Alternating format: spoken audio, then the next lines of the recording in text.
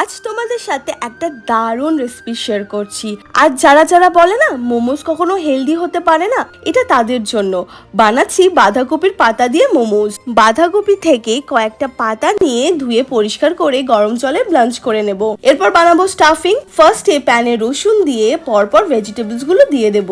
আমি দিয়েছিলাম যেরকম পেঁয়াজ, গাজর, ফুলকপি, বিনস, বাঁধাকপি কুচি, লঙ্কা। তোমরা চাইলে চিকেনেরও বা পনিরের স্টাফিংসও করতে পারো। স্বাদ বাড়ানোর জন্য লবণ, গোলমরিচ আর সয়া সসও দিয়েছিলাম। ভালো করে নাড়িয়ে নিয়ে এরপর পাতার মধ্যে পুরটা দিয়ে ভালো করে মুড়িয়ে নেব। আর একটা প্যানে হালকা করে ফ্রাই করে নেব। তোমরা স্টিমও করতে পারো।